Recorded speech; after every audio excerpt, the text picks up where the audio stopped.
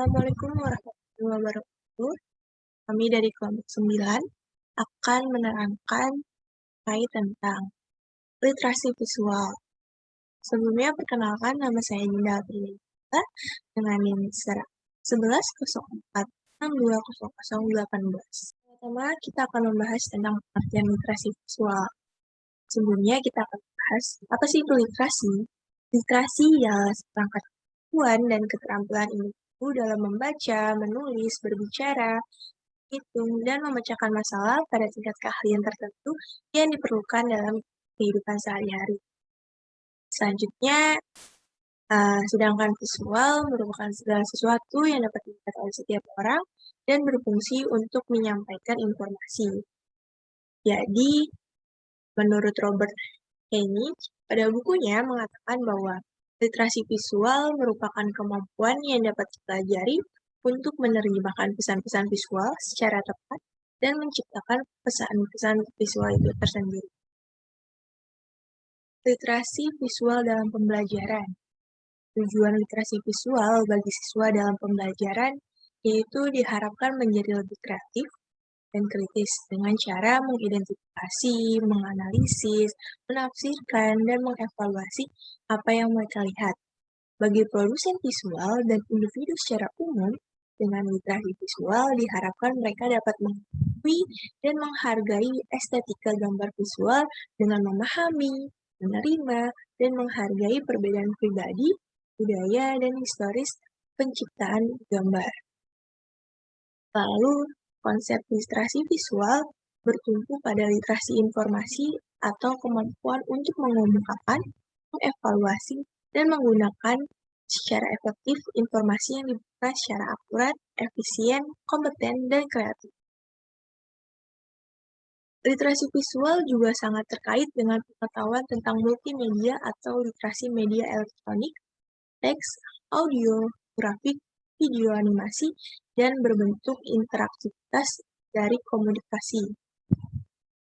Keterampilan kognitif dasar diperlukan untuk mengelola multimedia seperti ketika pesan multimedia tersendiri dari kata-kata dan grafik, siswa memerlukan keterampilan dalam 5 proses kognitif dasar, seperti memilih kata-kata yang relevan, memilih gambar yang relevan, mengatur kata-kata menjadi representasi yang baik, mengatur gambar menjadi representasi yang baik juga, dan mengintegrasikan representasi berbasis verbal dan visual tersebut dengan pengetahuan sebelumnya. Lalu berikutnya ada 6 bidang kompetensi utama dalam literasi visual digital, yaitu yang pertama ada konten dan sumber daya, kedua ada teknologi chapter, correction, editing, development, dan strong, yang ketiga ada pembuatan makna, dan yang keempat hukum dan etika terkait, yang kelima ada persepsi manusia dan visual, dan yang keenam ada peran dalam media pembelajaran dan advertising. Saya Gabriel Jessica Nauli dengan NIM 1104620063. Saya akan menjelaskan tentang pendekatan literasi visual. Yang pertama ada input strategis, yaitu suatu strategi untuk mengajarkan kemampuan menguraikan makna atau memahami visual. Misalnya dengan meminta anak didik menganalisis sebuah gambar atau mendiskusikan suatu tayangan video tertentu. Yang kedua ada output strategis, yaitu suatu strategi untuk mengajarkan kemampuan menyandikan atau membuat visual. Misalnya dengan cara mengadakan presentasi dan diskusi kelompok dengan meminta anak didiknya presentasi yang menyertakan aspek visual di dalamnya, bisa berupa gambar objek, bagan, atau grafik. Nama saya Cynthia Puspitasari dengan NIM 1104620086. Saya akan melanjutkan penjelasan dalam video ini.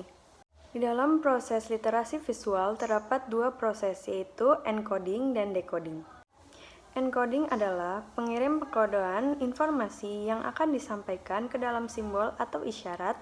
Dengan kata lain, encoding adalah kemampuan peserta didik untuk menciptakan kemampuan visual yang sesuai dengan kebutuhan mereka. Contoh dari proses encoding ini adalah dalam pembelajaran adalah ketika peserta didik membuat flashcard tentang bangun datar. Dengan membuat sebuah flashcard tersebut, peserta didik sudah melakukan 3 hal, yaitu menulis, menggambar, dan memproduksi media.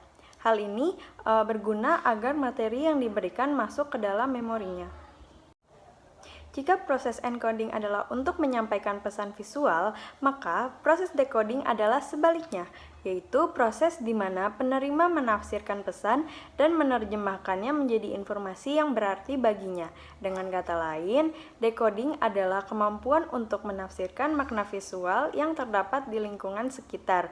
Terdapat 3 hal yang dapat mempengaruhi peserta didik dalam menafsirkan sebuah tampilan visual, yaitu yang pertama ada development effect, lalu cultural effect, dan yang terakhir adalah visual preference. Penjelasan yang pertama yaitu development effect atau efek perkembangan ini berbicara tentang keadaan tampilan visual peserta didik yang digunakan berdasarkan usia peserta didik. Peserta didik dalam usia sampai 12 tahun cenderung memaknai tampilan visual secara parsial atau sebagian maka dari itu gunakanlah tampilan yang proporsional dengan ukuran aslinya agar tidak terjadi kesalahan persepsi terhadap peserta didik. Sedangkan peserta didik yang lebih dari 12 tahun dapat memahami tampilan visual yang lebih abstrak. Lalu yang kedua adalah cultural effect atau efek kebudayaan. Berbicara tentang kemampuan peserta didik untuk menafsirkan sebuah tampilan visual yang dapat dipengaruhi oleh suatu kebudayaan. Contohnya, pada saat disajikan gambar mobil, peserta didik yang berasal dari keluarga yang sederhana dengan keluarga menengah atas akan memiliki pemahaman yang berbeda mengenai suatu tampilan visual. Nah, yang terakhir ada visual preference. Visual ini berbicara tentang bagaimana seorang guru memilih tampilan visual.